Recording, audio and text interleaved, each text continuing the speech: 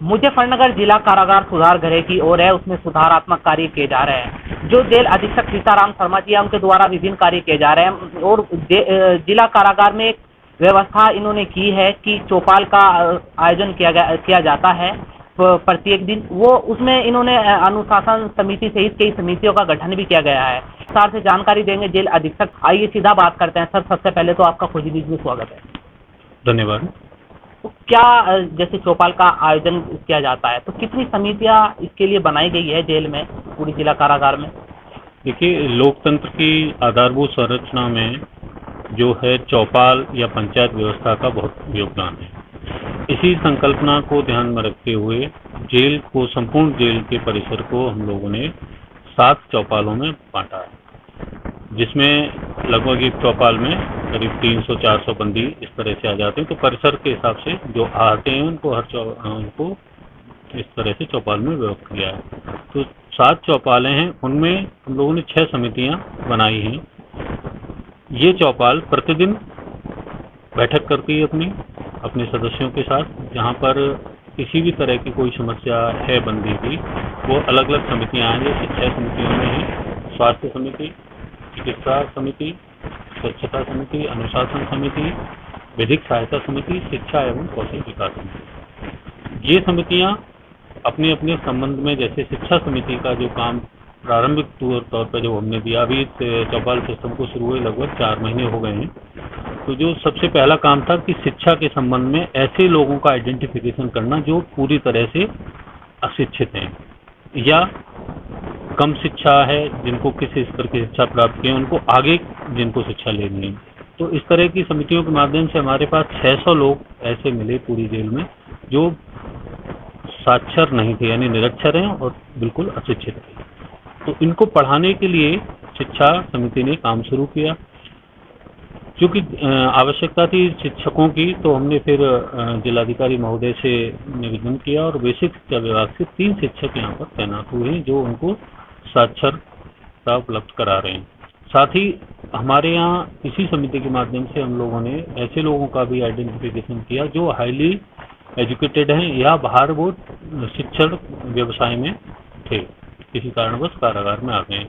ऐसे बंदियों को जो या तो शिक्षक हैं या उच्च शिक्षा प्राप्त हैं, उनको इस तरह की शिक्षा दिलाने के लिए भी ट्रेनिंग भी दी जा रही है। ऐसे 38 लोग हैं जो उच्च शिक्षा प्राप्त हैं, उनको भी ये जो शिक्षक भी ऐसे विभाग से आ रहे हैं, वो लोग भी उनको ट्रेनिंग भी दे रहे हैं, जिससे आगे वो शिक्षा अभियान को कंटिन्यू रख पाएंगे। तो बंदी जो पढ़े लिखे हैं वो अनपढ़ और कम पढ़े लिखे बंदियों को शिक्षा उपलब्ध कराएंगे। ये एक चौपाल के माध्यम से एक सकारात्मक काम वर्क है। इसी तरह से स्वास्थ्य समिति देखती है कि कोई बंदी है, कई बार ये होता है ना कि जो बंदी कारागार में आता है तो वो इतना वो कई चीजें अपनी नहीं कह पाता होगा, हमारे कर्मचारियों से, अधिकारियों से, हम लोगों तो नहीं कह पाता है, उसको कोई छोटी सी बीमारी है या कभी बुखार आया है, तो बंदी आपस में बात कर सकते हैं। तो ये चौपाल का जो स्वास्थ्य समिति है वो प्रतिदिन अपनी संबंधित क्षेत्र में हर बंदी से इंटरेक्ट करेगी, उसे कोई दिक्कत नहीं, या कहीं वो उसमें तो नहीं जा रहा है, डिप्रेशन में भी जा सकता है, क्योंकि कई कारण होते हैं। जब बाहर से आता है बंदी, नया बंदी है, एडॉप्ट नहीं कर पाता या उसके साथ कुछ ऐसा हुआ होता है, कई जो स्थितियां होंगी, तो मानसिक रूप से वो नकारात्मक रूप से प्रभावित भी होता है। तो ऐसे बंदियों को वो काउंसिल भी करेंगी, और वो वहाँ तक काउंसिल नहीं हो पा रहा तो वो कमेटी हमें तुरंत बताएगी कि एक बंदी है जो इतने दिनों से थोड़ा परेशान है, तो हम लोग उसको साइकोलॉजिकली उसे ट्रीट करते हैं। तो इससे हमारे यहाँ आत्महत्या या बीमारियों से डेथ का रेशियो काफ़ी कम होता है। आत्महत्या 0 है, आत्महत्या नहीं कर रहा है कोई बंदी।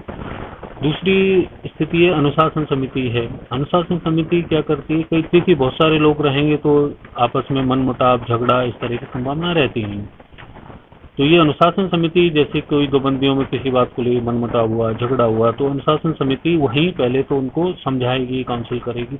और ज़्यादातर केसेस में ये हो जाता है कि जो 2 लोगों में झगड़ा हुआ वो आपस में अपनी गलती रियलाइज करके और अब एक दूसरे से सॉरी बोलकर फिर से एक सामान्य जीवन में रहने लगते हैं। अगर कोई बहुत बड़ा इश्यू होता है तो वो समिति हम लोगों को भी रिपोर्ट करती है हालांकि ऐसे बहुत कम केसेस हैं। जब से ये चौपाल सिस्टम की शुरुआत हुई तो झगड़ों के केसेस वो पंचायत ही अपने आप निपटा देती। बाद में हम लोग जब मीटिंग लेते हैं पंचायत प्रति सप्ताह, हम सारी पंचायतों की, सारी चौपाल के सरपंचों की बैठक लेते हैं और ये चौपाल प्रतिदिन शाम को बैठक करती है। तो वहाँ पर हर तरह की समस्याओं का एक डिस्कशन हो जाता है। इसमें जैसे खाने की गुणवत्ता के संबंध में, या हमारा कर्मचारी कोई या कोई लंबरदार इस तरह का व्यवहार उसका खराब रहता है तो भी वो पंचायत के माध्यम से हम तक सूचना बड़े सटीकता के साथ प्राप्त होती है और फिर उस पर हम लोग इस तरह का कोई अगर जरूरी एक्शन होता है वो लेते हैं। दूसरा है जैसे एक कारागार में सफाई और संबंधी समिति है, तो उसमें कभी जैसे कोई नाली में कहीं कोई टूट फूट हो गई या कोई नल का पानी उसमें लीकेज हुआ तो इसको तुरंत सही किया जा सकता है। एक बड़े स्तर पर बड़ी खराबी हो जाए उस वहाँ तक नहीं जाना होता। साफ सफाई की व्यवस्था में बहुत ज़्यादा सुधार हुआ है। जेल का कोना कोना एकदम से साफ है, क्योंकि जो समितियां हैं वो अपना पूरी तरह से बढ़ चढ़ के इसमें काम कर रही हैं। जैसे शिक्षा पे बात की आपने, स्वास्थ्य पे बात की, स्वच्छता पे बात की। अगर विधिक समिति की मैं बात करूँ तो विधिक समिति में कैसे लोगों को रखा गया है, उसमें किसको सरपंच उप सरपंच बनाया गया है और क्या उनका कार्य होता है? सारी समितियों में ऐसे बंदियों का आइडेंटिफिकेशन किया गया जो उससे संबंधित थे। जैसे जो लोग लॉ ग्रेजुएट हैं या लॉ का जानकारी रखते हैं या बाहर इस तरह का कुछ उनका काम था, जिनको जानकारी है कानून के संबंध में, ऐसे लोगों को विधिक साक्षरता समितियां हैं जो उनका सरपंच बनाया गया है, उप सरपंच हैं उसके। वो बंदियों को, जो नए आने वाले बंदियों को या पुराने बंदियों को कानून संबंधी अवेयरनेस देते हैं। उनके कैसे वो अपना बेल हो पाएगी, क्या रहेगी, उनको इस तरह की जो सारी जानकारियां हैं वो उनको उपलब्ध कराई जाती है। जैसे कि अनुशासन समिति की बात की आपने, अनुशासन समिति भी बनाई गई। अनुशासन समिति किस तरह का प्रशिक्षण देती है बंदियों को?